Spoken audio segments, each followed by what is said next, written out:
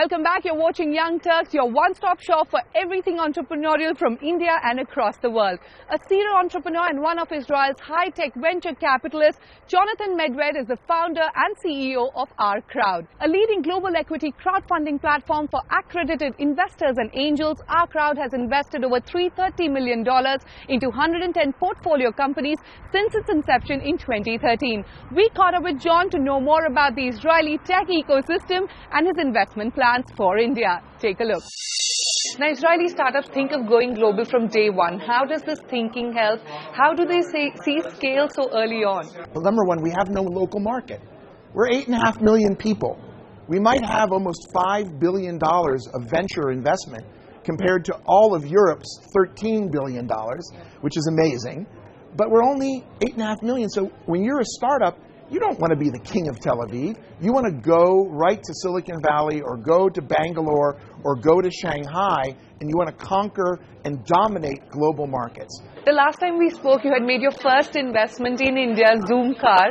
You told me that you're looking at other startups as well. Any companies that have interested you so far? Well, yes, several. And we're in stages of negotiations with several of these companies. I hope we'd be able to announce. I promised I would announce new investments in India this year, and we will do so. What are the future plans with OurCrowd? How achievable is your goal of investing $1 billion annually by 2020? We've committed to do it before 2020. Before the end of the decade, we're going to invest $1 billion in startups on an annual basis.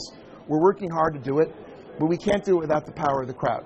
And we are just so excited about what's happening in the Indian ecosystem. I think that India is the next big thing. Okay. And I want to make sure that OurCrowd is front and center in terms of building ties between Israel and India, and Israel, India, and the rest of the world. The key pillar of the Israeli startup ecosystem is primarily its people, the necessity of self-reliance and innovation. The government's innovation policy, its military forces and its cultural diversity and collaboration all add to the ecosystem. Take a look at few more startups from Israel.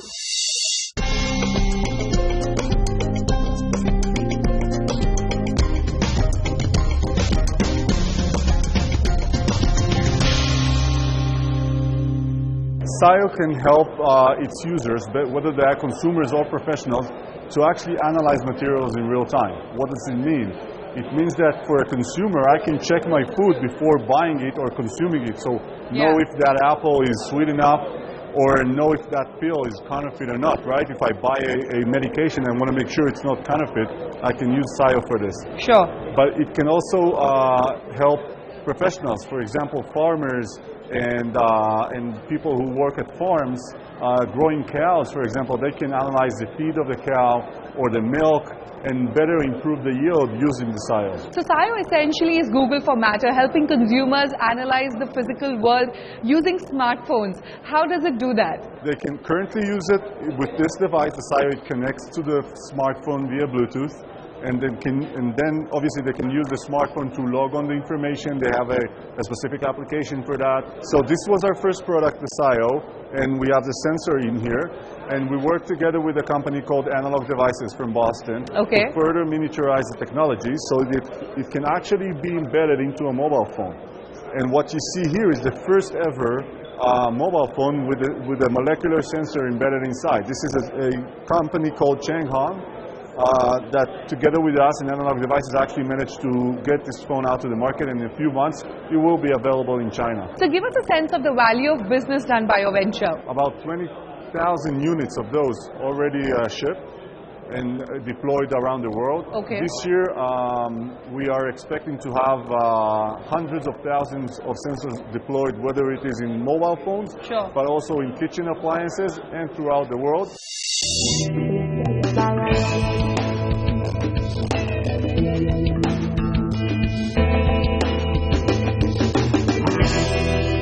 VocalZoom is actually a very small, very low-cost sensor that can measure voice from facial vibrations.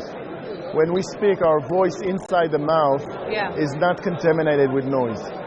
Once we can measure that, we can hear the person without any background noise.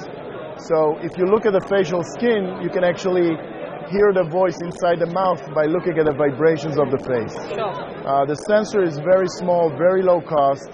It can work from remote up to 1 meter away. It uses a laser to measure vibrations on your face, on your throat, on your neck. Okay. And it can be embedded in the car, in the mirror, in the dashboard, or even in the car seat. So you mean we can just roll down the car window and give instructions to Siri? Exactly. You can sit on a motorcycle and give instructions to Siri. You can sit in the car with children in the background and with open windows and talk to the Siri, Google Voice, or whatever speech recognition you have there. So how soon will we see VocalZoom for cars in the market, and what is the price point going to be? So we're targeting today mainly the consumer electronics as the first phase. Okay. Headsets, professional headsets, virtual reality, things like that. And the automotive will come in 2019. So we're working today with automotive companies like Honda. Okay. And until 2019, it's going to mature to get to the market. So what are the future plans? Do you plan growth in newer markets like robotics and industrial? We see use for the sensor not just for voice. Yeah. We're going to take it to the IoT market. We're going to take it to the medical market to sense biometric features, and even other markets that are more far in the future.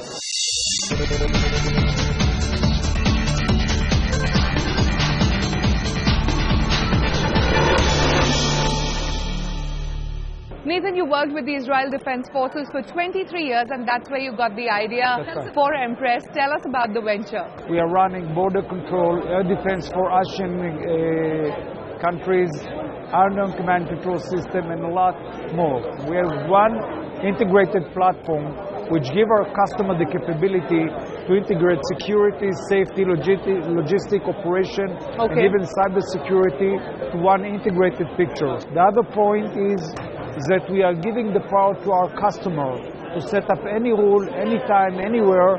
They don't have to get back to us again and again. They can, in real time, in online, they can see the system, set whatever the rules they want, and get it done immediately. Now, as it turns out, mPrest's largest project in the first of its company was using its software for a military application.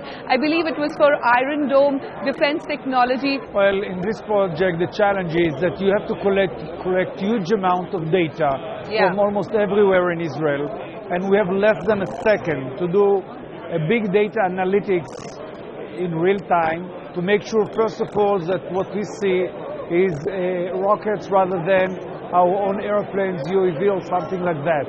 Once we decide that it is a rocket, we have to create hundreds of solutions for each threat to make sure that in a salvo situation, one interception will not interfere with the other.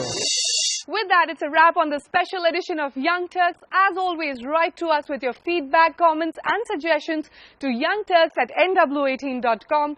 Leave us a post on our Facebook page and do watch out for all the news and highlights of the show on our Twitter handle. Until next week, goodbye and many thanks for watching.